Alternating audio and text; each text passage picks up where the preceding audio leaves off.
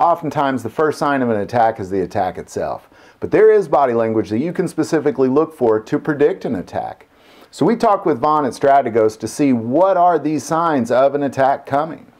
We're here with Vaughn at Strategos International. Vaughn, if you don't mind, share with us a little bit about what you do here at Strategos. Yeah, Strategos, we're a safety, security, and protection firm that does training, consulting for a lot of different safety and security related topics for not only law enforcement and military, but that all sorts of true first responders, people that are on scene when the incident begins.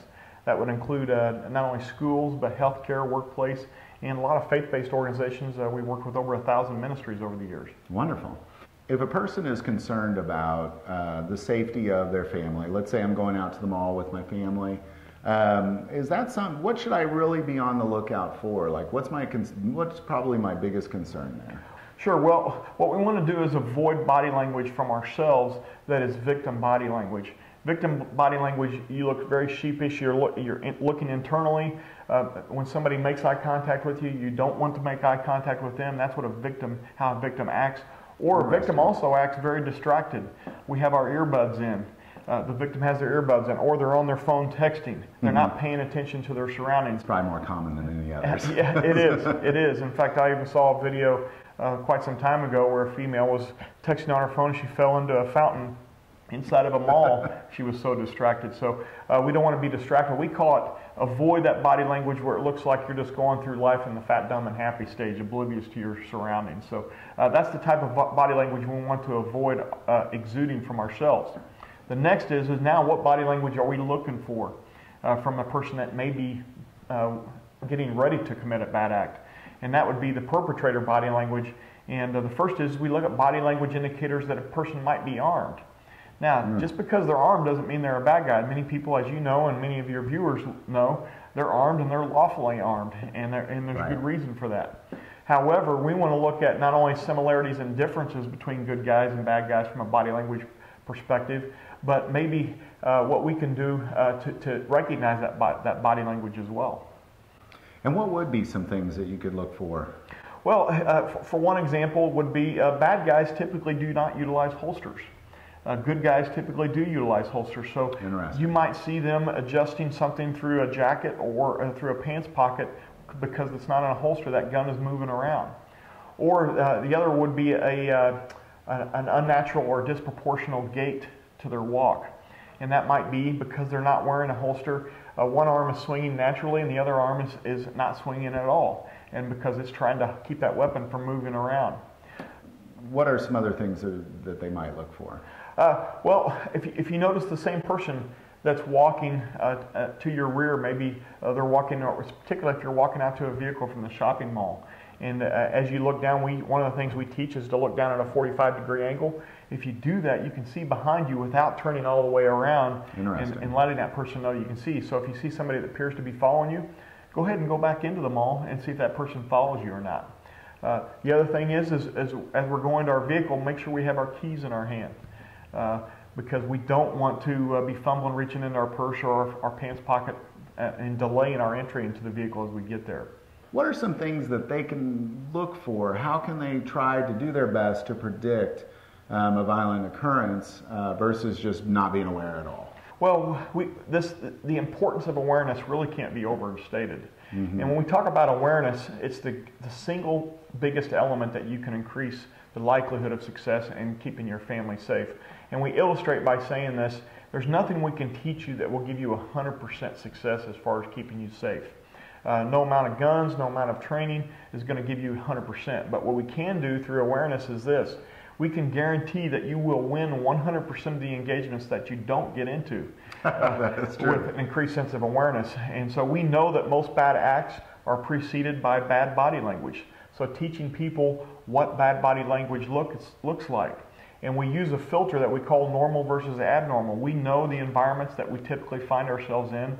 We know what behavior is normal. So now that we know what behavior is normal in those environments, Now we're focusing and we're looking for abnormal behavior. Why is that person doing this? And accepting it for what it is versus rationalizing it away and say, oh, he's probably just doing A, B, or C. So accepting it and responding to it that way. It does seem like you hear that from a lot of people, that when a terrible event occurs, they say, well, I kind of thought there was something suspicious, but I just didn't believe it to be so. Yeah, everybody's an expert on the backside. That's right, they sure are. And when they get interviewed afterwards, oh, I thought there was something strange about that guy. Well, why didn't you say something? Because they were afraid they would be embarrassed, or they didn't want to embarrass that person, or they rationalized it away. Well, I thought maybe he would be doing this. But bottom line is it was abnormal and unusual, so we need to accept it for that. If a person is looking for just the abnormal, just the things out of the abnormal, what kind of things might they look for? Like, what does this look like? Well, first of all, we talk about paying attention to that spidey sense, that inner alarm inside you that says something isn't right. I'll give you a few examples of abnormal behavior. This is last year, me and my wife in the wintertime were pulling into a parking lot. There was a dollar store there. And as we pulled in, I noticed a vehicle that was backed in right in the front of the store, and I could see that vehicle was running because I saw condensation coming out of the tailpipe. So I decided to pull to the back of the parking lot. Well, as soon as I did, my wife says, "Did you see that car up there?" And so she has a very good sense of awareness. Well, we were both thinking the same thing. I'm wondering if they're backed in for a quick getaway. Maybe this is a robbery. Mm-hmm. So again, that was an unusual way to park a car. Or as she pulled into a parking lot when she was going to her workout. As she did, it was an empty parking lot during the daytime, but a gentleman walked around the corner and immediately started making a beeline for her vehicle. Well, rather waiting to see what he wanted, it made her feel that spidey sense kicked off, so she simply put her vehicle in park. She pulled into a parking spot that she didn't have to back out of, she could pull straight out of, and she left. As she did, the person began to yell at her. So that gave confirmation that she messed up his plan. Yeah. So again, just examples like that as far as unusual or abnormal body language. The JDLR we refer to is it just don't look right or it just don't feel right. So we got to pay attention to those. So Vaughn, if a person is getting ready to commit a violent act, it's probably hard to predict what that person might look like, but is there some body language that you might look for? Well, the first thing we want to look for is it's abnormal for somebody to approach you if they don't know you. And the easiest way somebody can commit violence against you is if you let them get close. And so one of the things we're going to do is prevent people from letting them get in close to us.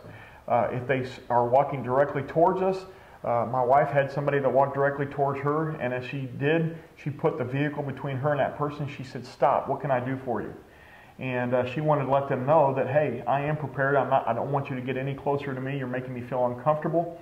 And that person became upset and they left. Why did they leave? Because they knew they were dealing with somebody that was prepared and was not going to be a victim.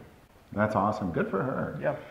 Now, a question I also might ask, just to follow up, it seems like people are so worried about offending others, and if somebody comes up to you, I think most people are generally really good people, and they don't want to give the impression that they're offended by that person coming up. How would you address that person? Well, first of all, if I have to approach somebody that I don't know, I want to be sensitive to their feelings because I don't want to make them feel uncomfortable. Mm-hmm. So if I see that I'm making them feel uncomfortable, I may even tell them, I'm going to stay over here because I understand you're not aware. But the other thing is we know that when in our interactions with people we know or don't know, if we make a reasonable request in a reasonable way, we should be able to anticipate a reasonable response. Mm-hmm. So you can make a reasonable request, hey, please don't come any closer, what can I do for you? And see, there might be a way you can provide them with assistance, but we aren't going to allow them to get close to us for that reason. That's excellent. So really it kind of seems like it more comes down to be very aware of your surroundings, mm-hmm. Don't have a victim mentality, and don't let anybody get close. Absolutely, absolutely. Awesome. Vaughn, thank you so much for your time here. I'd also like to say that you can find Vaughn's website at this link here, as well as I recommend you check out all the training that he does. I could just say the training that I've gotten from you, I've really enjoyed, and it's really changed my ability to protect myself and my family. It's been great. Praise God for that. Amen. Okay. I think the greatest thing about this strategy is that what you are doing is you are behaviorally profiling the people around you, because people give signals when they're about to do something terrible. And just like Vaughn called it spidey sense, a lot of Christians would call that discernment. It's a God-given gift to see when something is just not right. And when you see a situation that just doesn't look right, or you see a person that just doesn't look right, go get help. Do something. Get your family, get yourself, and get the people around you somewhere safe. If you like this video, click like and subscribe. You can also now find us on Facebook under God, Family, and Guns. But by far, the most important part of this YouTube channel is it is a ministry to us, and we take prayer requests. So please don't ever hesitate to send that stuff in. Thank you for watching this episode of God, Family, and Guns. And as always, love God, love your family, and love guns.